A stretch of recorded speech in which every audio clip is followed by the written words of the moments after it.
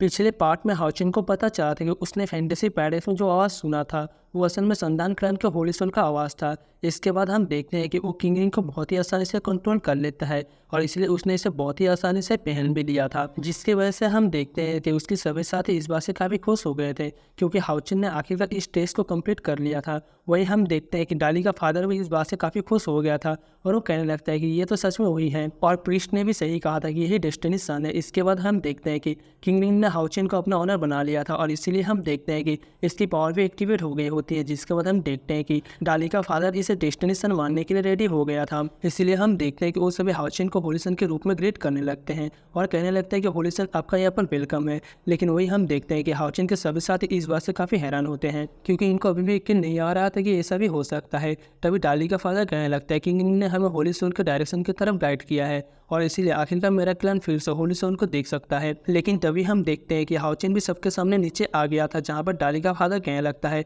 मेरी तुमसे एक रिक्वेस्ट है और इसीलिए क्या मैं तुमसे होली सोल को लाने के लिए बोल सकता हूँ। फिर हमें पता चलता है कि वो असल में अपने लोगों को डेथ इलम से बचाना चाहता था और इसीलिए वो हाउचिन से इसके लिए बोल रहा था, जिसके बाद हम देखते हैं कि हाउचिन भी इसकी बात मानने के लिए रेडी हो गया था। इसके बाद हम देखते हैं कि वो इसे यहाँ से बाहर भेजने के लिए रेडी हो गए थे। इसीलिए हम देखते हैं कि प्रीस्ट यहाँ पर कोई रिचुअल करना शुरू कर देती है, मतलब वही अजीब सा डांस जिसके दौरान वो बोल रहे थे कि जब सन और मून एक साथ साइन करते हैं तो फिर उसी वक्त डेस्टिनेशन फॉक के दूसरी ओर जाएंगे। इसीलिए वो चाहते थे कि होली सोल हाउचिन को रिस्पॉन्ड करे ताकि हाउचिन इसके इनहेरिट को ले सके। अब इस तरह से हम देखते हैं कि उसने इस रिचुअल को कंप्लीट कर लिया था और इसीलिए वो यहाँ से साइड हो जाते। इसके बाद डाली का फादर कहने लगता है मैं सबके सामने डेस्टिनेशन को रिप्रेजेंट करना चाहता हूँ जो कि हमारे आने वाले परेशानियों को दूर करेगा। इसीलिए वो कहने लगता है कि हमें इसके लिए ब्लेसिंग की जरूरत है ताकि डेस्टिनेशन होली सोल से आसानी से मिल सके। इसके बाद वो कहने लगता है कि आखिरकार हमारे क्लैन अब लाइट को देख पाएगा। तब इसके बारे में सुनकर हम देखते हैं कि यहाँ के बाकी लोग भी इस बात से खुश हो गए होते हैं क्योंकि वो सभी लोग असल में यहाँ से बाहर निकल कर अपने लाइफ को जीना चाहते थे। तभी डाली का फादर कहता है कि मैं अपने क्लैन की सारी जिम्मेदारी अब तुम्हारे ऊपर छोड़ता हूँ और फिर हम देखते हैं कि वो हाउचिन के लिए इलाइट का एक ग्रुप असाइन करने वाला था जो कि इसे होली सोल वाले जगह पर लेकर जाएंगे। फिर वो अपने लोगों से कहता है कि हम तो अपने क्लैन के वॉरियर है, इसलिए हम अपनी जान की बाजी लगाकर भी डेस्टिनेशन को प्रोटेक्ट करेंगे। अब इसीलिए हम देखते हैं कि वो इनसे इसके लिए परमिशन भी मांगता है और कहता है कि होली सोल खोजने में तुम्हें इसकी मदद करनी होगी। लेकिन हम देखते हैं कि डाली अभी भी हाउचिन से नाराज था और इसीलिए इस बात से परेशान होता है। लेकिन तभी हम देखते हैं कि प्रीस्ट भी इसके लिए इनको ब्लेसिंग देने लगती है ताकि वो लोग इस तरह से इस जर्नी को आसानी से कंप्लीट कर सके। लेकिन इसके बाद भी हम देखते हैं कि डाली इतनी आसानी से मानने वाला नहीं होता, इसीलिए वो कहने लगता है कि मैं तो प्रिंस हूँ लेकिन क्या इसके बाद ही मुझे किसी इंसान का बॉडीगार्ड बनना पड़ेगा। लेकिन हम देखते हैं कि उसका फादर उसके लिए इससे ज़्यादा कुछ नहीं बोलता और वो इसे कोई चीज़ देते हुए कहता है कि ये तुम्हारे लिए। जिसके बाद हम देखते हैं कि डाली भी इसे ले लेता है, लेकिन तभी उसे पता चलता है ये तो उसका फेवरेट वॉलनट है। इसीलिए हम देखते हैं कि वो अपने फादर को थैंक यू भी कहता है। लेकिन तभी हम देखते हैं कि डाली का फादर बचपन वाले चीज़ों के बारे में याद करने लगता है जहाँ पर डाली और ओयू वॉलनट को तोड़ने के लिए इसके पास लाते थे और इसीलिए हम देखते हैं कि वो इसमें अपने फादर की हेल्प लेना चाहते थे। इसके बाद अगले सीन में हम देखते हैं कि डाली के फादर ने एक वॉलनट के पेड़ को भी लगाया हुआ था। इसीलिए हम देखते हैं कि वो दोनों इस बात से काफ़ी खुश होते हैं और फिर अपने फादर से पूछते हैं कि क्या आपने इसे स्पेशली हमारे लिए लगाया है। तब इस पर उनका फादर कहता है कि हाँ, क्योंकि बाद में तुम डेली वॉलनट को खा पाओगे। लेकिन तभी हम देखते हैं कि वो सबसे ज़्यादा ओनियो को पसंद करता था, इसीलिए ओनियो से कहने लगता है कि तुम मेरी बेस्ट डॉटर हो, इसके अलावा तुम हमारे पूरे क्लैन में सबसे पावरफुल भी हो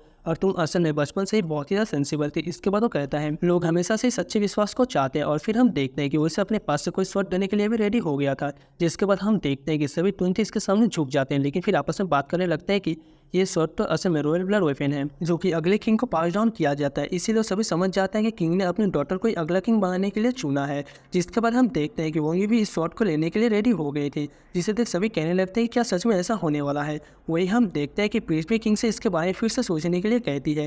लेकिन तभी हम देखते हैं कि डाली इस बात से काफ़ी उदास हो गया था और वो कहने लगता है कि क्या मैं किंग का सक्सेसर नहीं हूँ। इसके बाद वो कहने लगता है कि आपने इस शॉट को ओंग्यू को क्यों दिया, इसीलिए अब मैं इसे वॉलनट के साथ में एक्सचेंज करना चाहता हूँ क्योंकि आने वाले समय में क्लैन का अगला किंग नहीं बनना चाहता हूँ। तब इसकी वजह से हम देखते हैं कि सभी इसके बारे में बात करने लगते हैं और इनमें से किसी को भी समझ में नहीं आ रहा था कि अब इसके बारे में क्या होगा। लेकिन तभी हम देखते हैं कि ओंग्यू वो शॉट डाली को देने के लिए रेडी हो गए थे।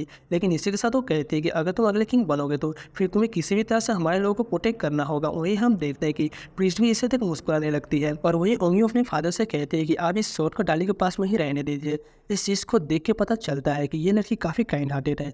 जिसके बाद हम देखते हैं कि उसका फादर भी इसके इसके लिए मान गया था और इसके बारे में वो इसे कुछ भी नहीं कहता। लेकिन अब इसके बाद हम देखते हैं कि वो हाओचेन को यहाँ से बाहर भेजने के लिए रेडी हो गए थे, जहाँ पर वो कहने लगते हैं कि उम्मीद है कि सब कुछ सही से जाएगा। तब इस पर हाओचेन भी कहता है कि हम इसके लिए अपना बेस्ट देंगे और फिर हम देखते हैं कि उसके बाकी सभी साथी भी यहाँ से जाने के लिए रेडी हो गए थे। तो इस पर हाओचेन कहता है कि यही हमारे पास में मौका है और इसलिए उम्मीद है कि हम यहाँ से बाहर जाने का कोई रास्ता खोज लेंगे। लेकिन तभी हम देखते हैं कि वोंग यहाँ से जाते हुए अपने फादर को देख थोड़ी सी उदास हो गई थी, जिसके बाद उसका फादर कहता है कि तुम सभी आराम से जाओ क्योंकि मेरी बॉडी और विल हमेशा तुम्हारे साथ रहेगी। लेकिन तभी हम देखते हैं कि प्रीस्ट को भी इनके बारे में चिंता होने लगती है और इसीलिए वो किंग से कहती है कि कहीं रास्ते में उनका सामना किसी डेंजर से तो नहीं होगा, क्योंकि इस समय प्रिंस और प्रिंसेस दोनों एक ही टीम में है। तब इस पर किंग कहने लगता है कि हमारे सभी लोगों के ऊपर स्नेक आई का मार्क है, जिसकी वजह से हमारे पास में ज़्यादा टाइम नहीं बचा है और इसीलिए मैं उम्मीद करता हूँ कि डेस्टिनेशन यहाँ से बाहर गया है तो फिर उसे यहाँ से बाहर निकलने का कोई रास्ता मिल सके। लेकिन तभी किंग अपने लोगों से कहने लगता है कि किंग अब यहाँ से चला गया है, इसीलिए अब हमारे क्लैन के लिए सबसे डार्क मोमेंट आने वाला है। जिसके बाद हम देखते हैं कि सभी इसके बारे में जानकर काफ़ी परेशान हो गए थे। तभी किंग कहने लगता है कि तुम्हें इसके बारे में डरने की ज़रूरत नहीं है, क्योंकि अगर हमारे सामने सबसे डार्क मोमेंट आता है तो फिर वही दूसरी तरफ हमारे लिए सवेरा भी होगा। इसके बाद अगले सीन में हम देखते हैं कि एक डिमन इंडोमेरी के डिमन प्लेयर के सामने आया हुआ था, जहाँ पर वो कहने लगता है कि मैं आपको एक जरूरी चीज़ बताने के लिए आया हूँ और फिर वो इसे बताता है कि हमें संदान क्लैन के अंडरग्राउंड वाले जगह के बारे में पता चल गया है, इसीलिए मैं चाहता हूँ कि आप उनको मारने के लिए तुरंत ही रेडी हो जाए। जिसके बाद हम देखते हैं कि इसके बारे में सुनकर इंडोमेरी भी इसके लिए पूरी तरीके से रेडी हो गया था। लेकिन तभी अचानक से हम देखते हैं कि वो अपने ही आदमी को पकड़ लेता है, इसलिए वो डिमन अब खुद को बचाने के लिए ज़्यादा कुछ नहीं कर पाता और फिर हम देखते हैं कि इंडोमेरी उसे अंदर खींचकर मार देता है। लेकिन तभी हम देखते हैं कि वो डिमन पिलर से बाहर आ गया था और कहने लगता है कि छू मैं तुम्हारे पास बहुत ही जल्द आने वाला हूँ। तो क्या आपको लगता है कि हाओचेन इस डिमन से संधान क्लैन को बचा पाएगा? इसके बारे में जानने के लिए आपको नेक्स्ट एपिसोड देखना पड़ेगा और अगर आपको नेक्स्ट एपिसोड देखना है तो वीडियो को लाइक करके चैनल को सब्सक्राइब कर लेना।